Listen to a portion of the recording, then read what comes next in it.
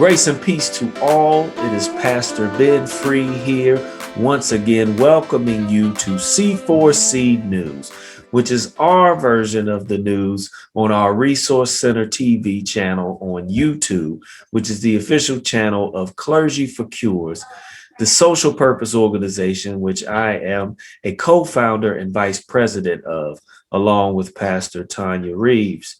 I want to welcome you to our initial episode of C4C News, which we want to share with you as a platform, first and foremost, to inform you and make you aware of resources that may be beneficial to you. We want to bring uplifting stories and issues that may be impactful to those of us on this journey. And most importantly, we want to offer good programming of positive stories with innovators and those who are doing good things in our community. So with that being said, on this initial episode, I had the opportunity to sit down and interview Mr. Harry Reeves II. Harry Reeves II is the Director of Small Business and Federal Benefits and Retirement Division of JD Financial Group and Associates, which is a proud partner of National Life Group. I had the opportunity to sit down with Harry and just ask him some questions just about financial management and understanding finances, from everything to life insurance policies to taxes. So we wanted to share this interview as the start to addressing major concerns in our community, which is financial literacy, which falls under our pillar of education as far as one of our pillars of commitment that we have with Clergy for Cures. So with that being said, we'll get into the interview, and I hope you can enjoy it and take something from it that may uplift you and help you. Thank you for joining C4C News again, and we'll see you later.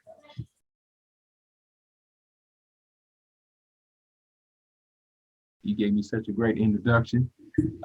Harry Reeves II, Director of Small Business and Federal Benefits and Retirement.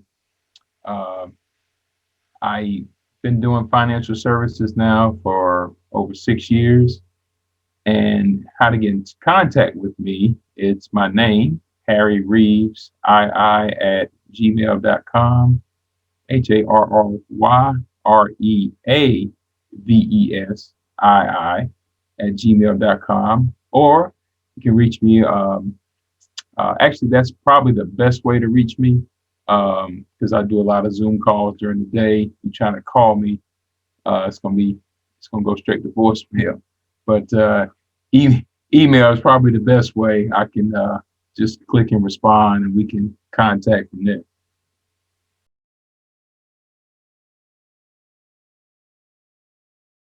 I actually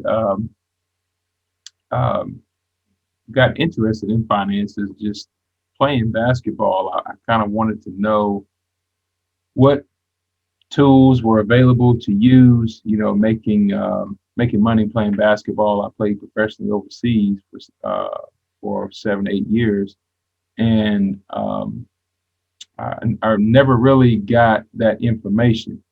And I stumbled across financial services actually when an internship I had at Cone Health Systems ended after 3 months. I was in an internship there for administrative fellows. I got my master's in healthcare administration. And I was actually contacted by Mass Mutual to do career sampling. So they saw that I had very good marks. I graduated magna cum laude from Kaplan University. So I was always good in math. I got to do the career sampling.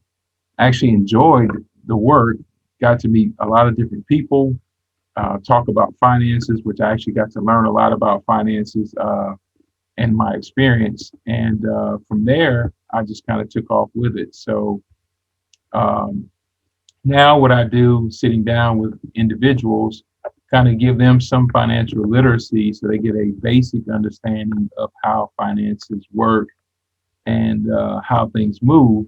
So the conversation becomes more of, um,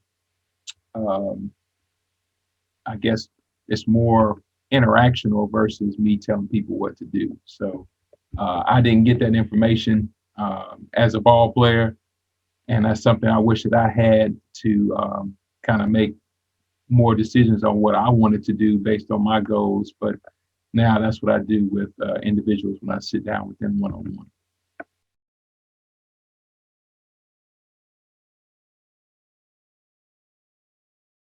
Basic would be starting out is just budgeting.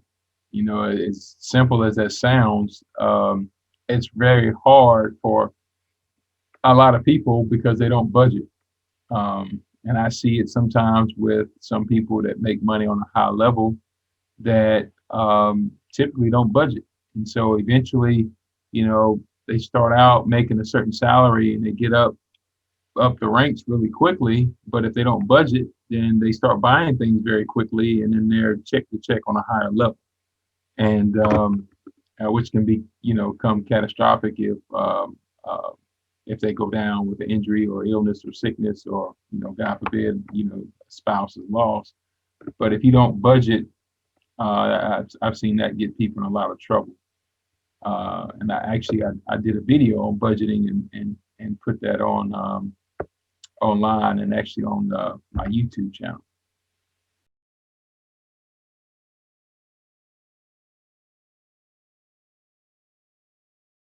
Well, it's just basically the one plan that you're talking about actually that I put online was a quarter plan, and it's just basically a pie chart in 4 quarters. You know, you always want to give your 10%, and then from that, you from the rest, you kind of break it down into 4 quarters, and just basically, you know, 25% of what you bring home, your rent or your mortgage shouldn't be more than that, and your other bills should consist of the other 25%, and then you got 25% that you're supposed to be paying yourself, which includes money set aside for savings, um, insurance, and investing. You know, if there's enough left over for that. But actually, you should do insurance first and then savings, because you're the goose that lays the golden egg. So you should protect yourself. And then the last quarter was for guilt-free spending. And so when people don't budget, they always take what's left over and they use that for spending. But, you know, you actually have to plan for where your money goes in order to create a habit. And once you do that each month, it becomes pretty easy. It's just, uh, you know, throughout the years, people not budgeting, it's a hard habit to break, to say, I can't do this right now. And until you start to make it a habit in paying your bills and paying yourself and setting extra aside every month, then it becomes pretty easy.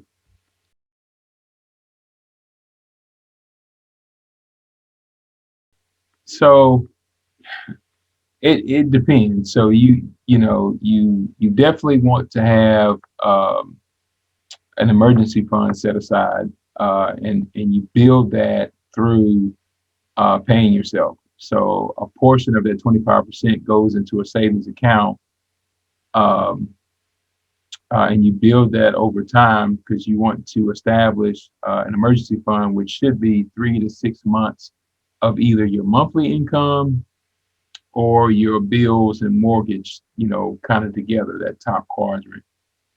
You want to have 3 to 6 months of that saved up. So, God forbid something does happen, you at least can pay your bills for 3 to 6 months. Or if a transmission goes out, or God forbid, a HVAC system, which we've had to replace here recently, can be very expensive. But you've got money set aside where you can go get that and pay for it, and you can still keep moving, not skipping a beat. So, um, You do have some plans that can be set up as investment and savings together. Those are special type plans, um, um, but for the most part, it's just about creating the habit to get yourself to do that.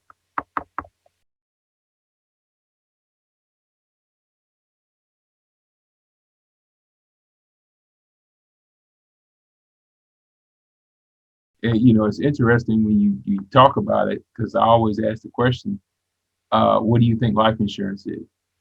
And I had meetings earlier today and all this week, and everyone's always like, well, it's something that you get when you die. Actually, you don't get it; goes to your beneficiary. And I was like, yeah, okay, that sounds like death insurance. I said life insurance. And so what people don't understand is that life insurance was coined that phrase, life insurance, because it was money that you use for life. So back when life insurance policies were started, you actually got a better interest rate than you did at the bank. And so the premiums that you pay, you were getting a higher interest rate. So you would borrow that money from yourself. And so people would fix the roof or fix, things with the car, things they needed to do for life, right? And then it came with a death benefit. It wasn't until later on that someone developed the concept of term that said, hey, let's just sell people a death benefit, for a certain amount of time. And so that's actually an expense. You're betting that you're going to die, and the company's saying, no, you're going to live for 10 or 20 years, and they're going to say you know. But, so that's the concept of death insurance. But with life insurance, a lot of things are under that category, whether you're talking about a 401k or a pension or IRA.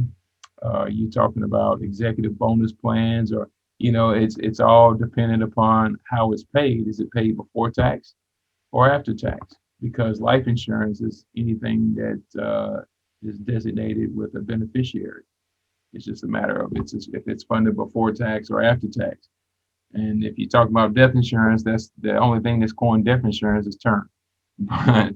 But there are benefits for businesses for life insurance. So you talk about Jim Harbaugh. Actually, I got the article here on my computer. It shows that part of his contract was a $10 million life insurance policy. It's a key man insurance plan. And so, a lot of people are saying he needs to quit, doing a terrible job, but I wouldn't quit either. You gave me a salary and a $10 million tax-free life insurance plan that's tax-free. That's almost equivalent to $20 million. I'm not gonna quit either. You have to fire me and I'll just take my plan too. but but so yeah, key man insurance plans, you got executive bonus plans, you got business operating expense plans that are set up specifically for businesses, but it's actually life insurance.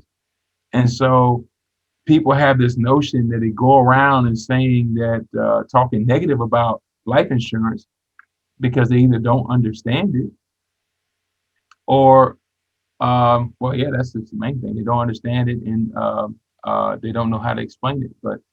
And for individuals, you can get life insurance policies that actually accumulate cash a lot quicker than your traditional whole life plan. So, it's just uh, a re-education we need to do with our people because Black Wall Street was built off of life insurance, which people don't really understand. So a lot of these businesses were thriving. They actually had to use a lot of these plans to establish and be able to continue to operate business operating expense plans.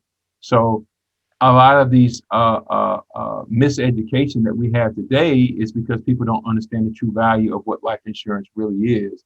But Fortune 500 companies do, and other people do, and we're still kind of lagging behind. And people just buying term policies they cancel, and then they can't get reinsured because they're older or can't afford to. So we just need to re-educate people on what truly life insurance really is.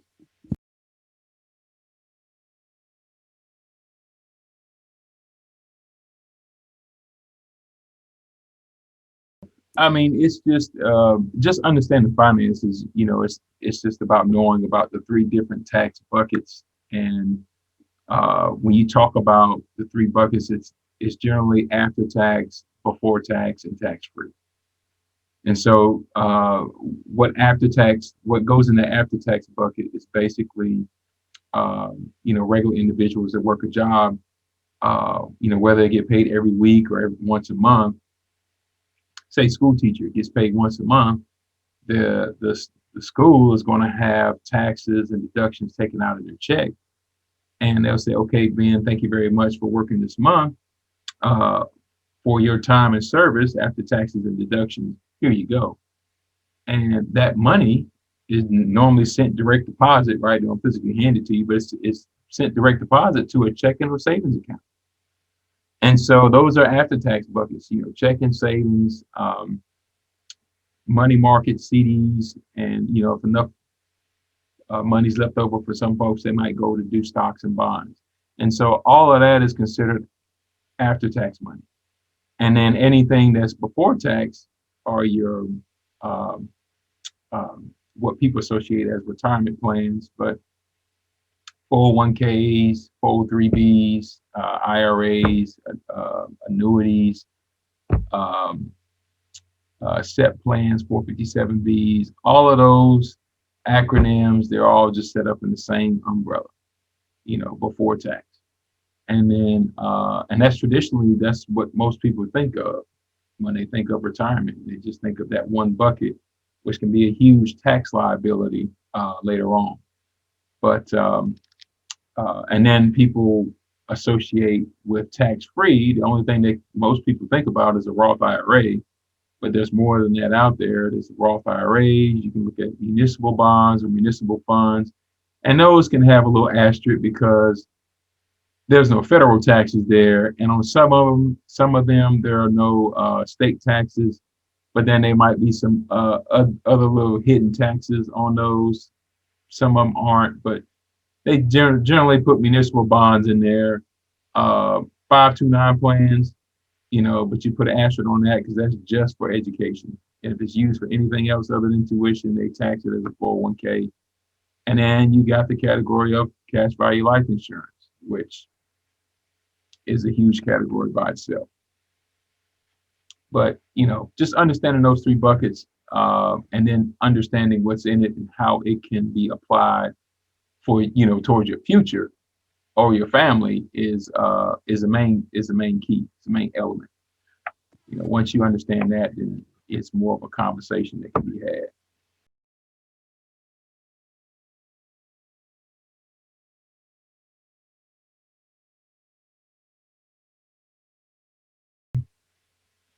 Well, with your traditional retirement, I mean, it's so with that, it can be a tax liability later on. Um, right now, it's we talked about the history of taxes, and a matter of fact, it's funny we're talking about this today. I posted on Facebook an actual chart of the history of taxes, and it's shocking that from 19. Matter of fact, I got the sheet. I had the sheet. I got the sheet right here. From 1932 up until about 1987. Here it is, Ben. Yeah, from 1932 till 1986. So for over 50 years, taxes were over 50%. So, you know, you have to look at that. So it's shocking that taxes were at 63%, 79%, 81%. It was at 91% for almost 10 years through the 50s and 60s. And then even in the 70s, it was at 70% up until 1981 or 82. So, and during those times, I mean, we had World War II in 44 and 45, and in the Vietnam War in 1960, but we were still trying to pay down the debt.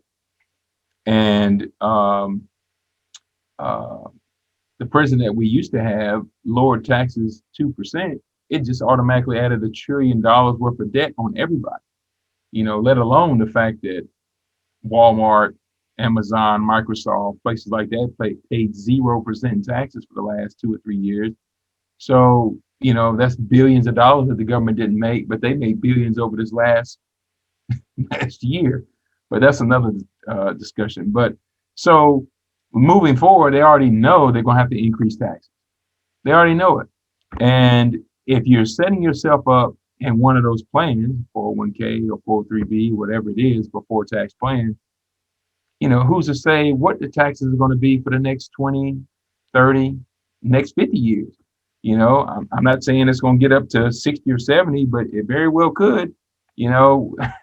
And then if you're setting yourself up saying, this is my retirement, you want to hang your hat on it, but then you go to withdraw, you only going to get 30 or 40% of what you worked hard for.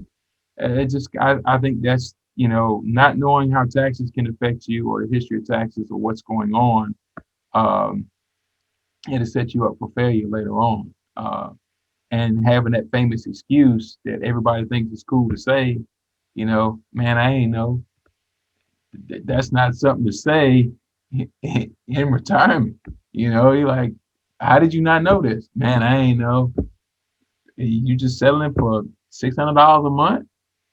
Man, I ain't know. Well, I don't want that to be an excuse that, people that I know use because, I didn't get the information out there. So, it's not part of my job to do that. I just feel like the average person needs to know what's going on. And once they understand what's going on, then we can have more of a conversation about how we want to get to their goal versus me telling them you're going to do this and eventually after a year or two they don't remember.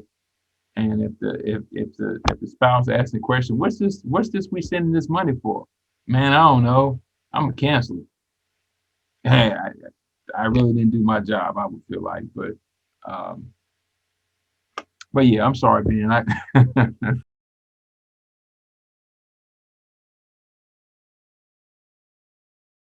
The three tax buckets we talked about, and actually the quarter plan I put on my Facebook page. You can search Harry Reeves, and I put it on my Instagram, at Harry Reeves II,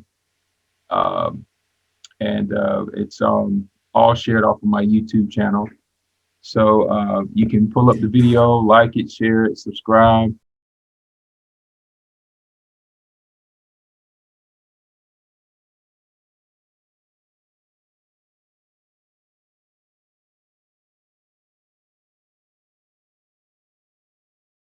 I mean, as a health tip, I would say everyone try and cook with grapeseed oil versus vegetable oil or canola oil. Get away from that stuff.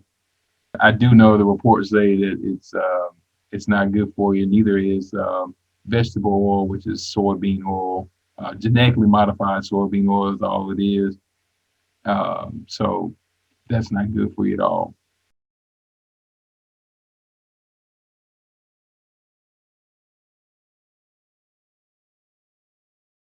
Thank you very much for having me. I do appreciate it. Um, I look forward to the next one.